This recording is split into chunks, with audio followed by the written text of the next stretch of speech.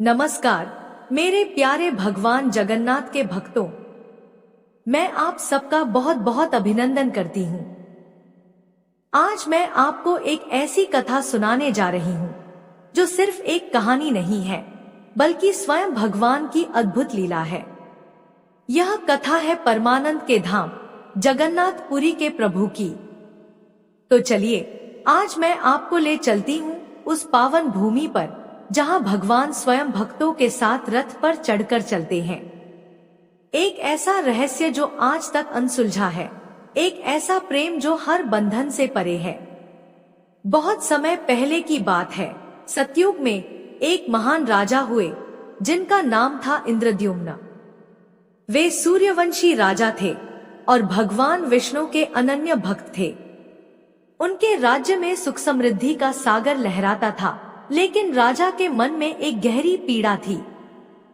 उनके मन में बस एक ही तड़प थी, भगवान के उस दिव्य स्वरूप के दर्शन की लालसा जो नीलांचल पर्वत पर विराजमान थे।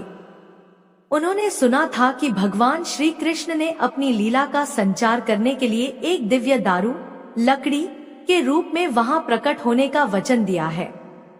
राजा का सपना और भगवान का आदेश। राजा इंद्रद्युम्न की यह तड़प दिन ब दिन बढ़ती ही जा रही थी। वे रात दिन भगवान के ध्यान में लीन रहने लगे।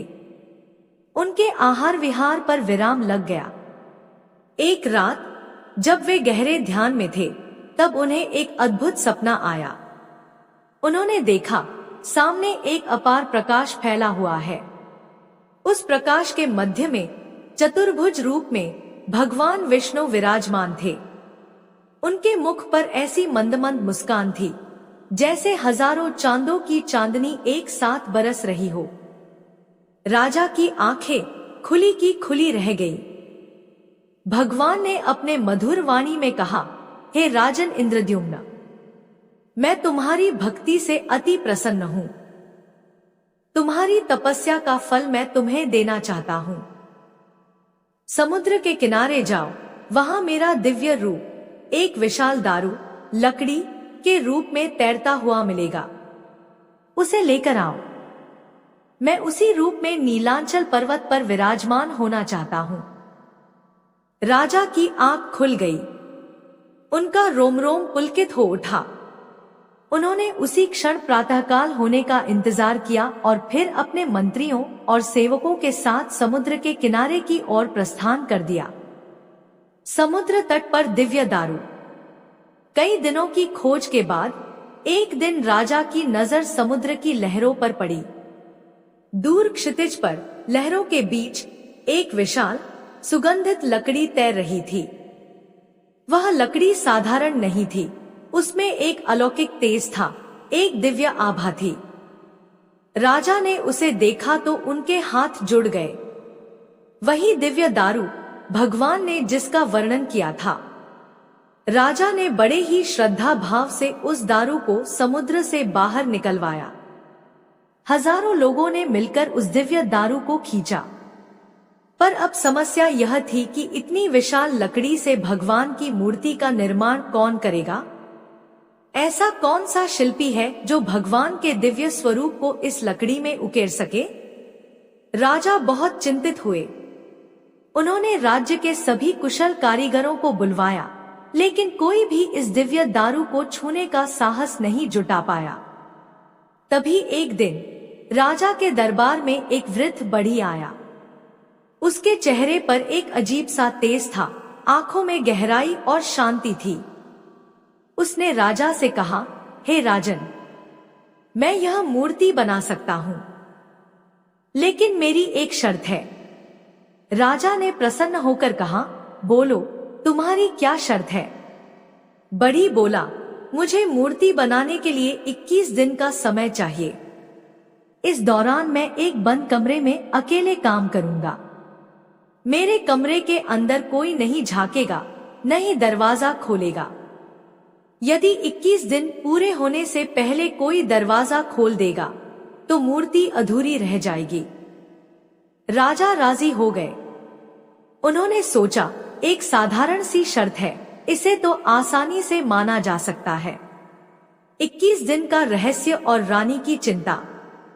बूढ़े बड़ी ने कमरे के अंदर जाकर दरवाजा बंद कर लिया। अंदर से सिर्फ छेनी हथौड़े की आवाज आती। राजा और रानी बड़ी बेसब्री से इंतजार कर रहे थे। दिन बीतते गए। 10 दिन, 15 दिन, 20 दिन बीत गए।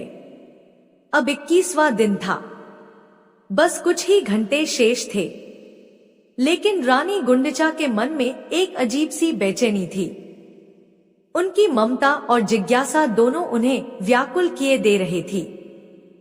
उनके मन में विचार आया, कितने दिन हो गए? इस बूढ़े बड़ी ने अंदर बंद होकर क्या बनाया होगा? कहीं वह हमें धोखा तो नहीं दे रहा?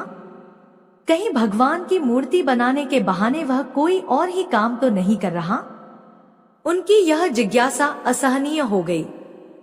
उन्होंने सोचा, बस एक बार झांक कर देख लूं, क्या हो रहा है अंदर। भगवान मुझे माफ कर देंगे।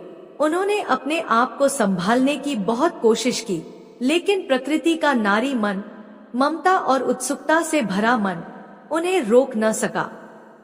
उन्होंने धीरे से उस कमरे का दरवाजा खोल दिया। जैसे ही दरवाजा खुला, एक दिव्य प्रकाश पुंज बाहर आया। रानी ने अंदर देखा तो उनके पैरों तले जमीन खिसक गई। वह बूढ़ा बड़ी गायब था। उसकी जगह भगवान विश्वकर्मा, देवताओं के शिल्पी, अपने दिव्य रूप में खड़े थे।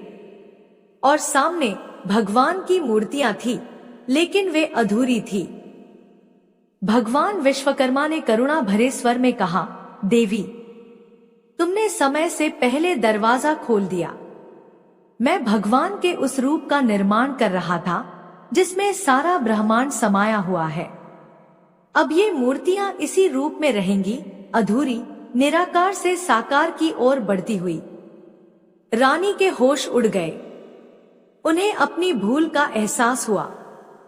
वे रोने लगी और राजा को यह समाचार दिया। राजा भी सुनकर स्तब्ध रह गए।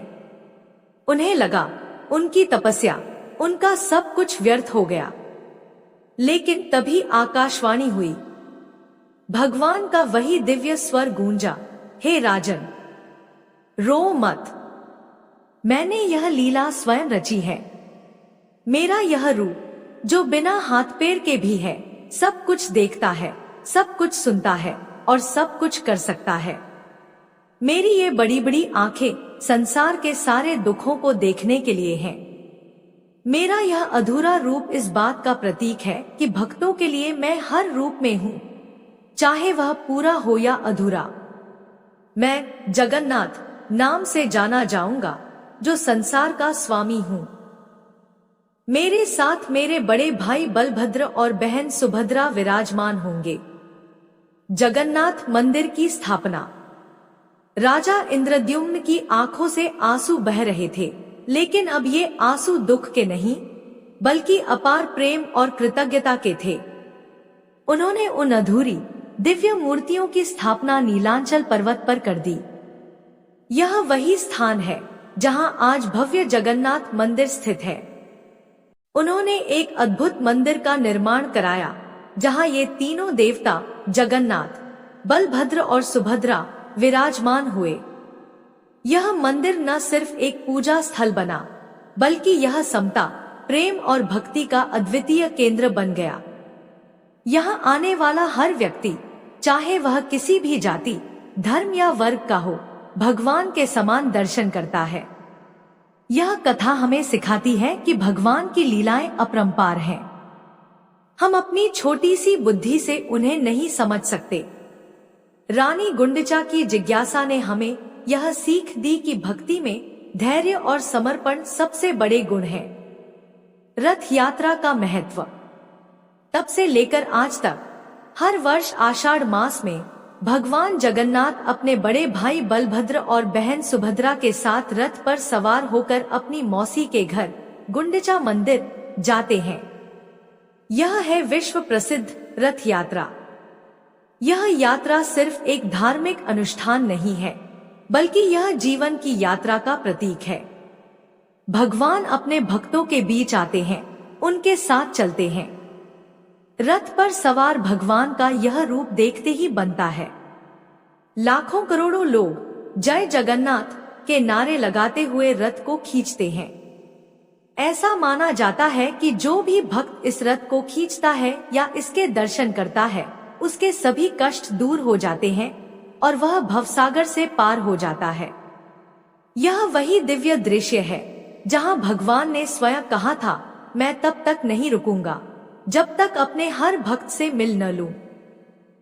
मेरी भावना और आपका प्रेम। जब भी मैं जगन्नाथपुरी की इन पवित्र कथाओं को सुनती हूँ, मेरा मन भक्ति रस में डूब जाता है। उन विशाल नेत्रों में झांकते ही ऐसा लगता है मानो वे मेरे मन की सारी बात जान गए हों। उनका अधूरा सा रूप हमें यह एहसास दिलाता है कि ईश्वर किसी बाहरी सुंदरता या पूर्णता के भूखे नहीं हैं। वे तो बस हमारे प्यासे हैं, हमारे आनंद ले सके। गहरा संदेश। भगवान जगन्नाथ का यह स्वरूप हमें सिखाता है कि ईश्वर की महिमा अपरंपार है। उनकी लीला को समझ पाना किसी साधारण मनुष्य के बस की बात नहीं है। जगन्नाथ जी का मंदिर वह स्थान है जहां पर हर जाति, हर धर्म, हर वर्ग के लोग बिना किसी भेदभाव के एक समान दर्शन का अधिकार रखते हैं। यही उनकी सबसे बड़ी विशेषता है। वे सचमुच में जग संसार के नाथ स्वामी हैं। उनका रथ यात्रा का यह आयोजन हमें बताता है कि भगवान स्वयं अपने भक्तों के पास चलकर आते हैं। हमें उन तक पहुंचने के लिए किसी ऊंची पहाड़ी पर जाने की जरूरत नहीं, बस अपने हृदय के द्वार खोलने की जरूरत है। समापन। तो आज इस पवित्र कथा के अंत में मैं आप सबसे यही प्रार्थना करूंगी कि भगवान जगन्नाथ, बलभद्र और सुभद्रा मैया की कृपा आप सब पर बनी रहे। उनके विशाल नेत्र आपके जीवन के सारे दुख हर ले और उनकी रथ यात्रा आपके जीवन को सफलता के मार्ग पर ले जाए। जहां भी आप रहें, उनके इस अद्भुत रूप को अपने हृदय में बसाएं। जय जगन्नाथ, जय जगन्नाथ, जय जगन्नाथ। और हाँ, अगली कथा सुनने के लिए बने रहिए अपने इसी प्यारे चैनल अनुराधा भक्ति संसार पर एक और नई कहानी के साथ। तब तक के लिए प्रभु की छाया आप सब पर बनी रहे। नमस्कार।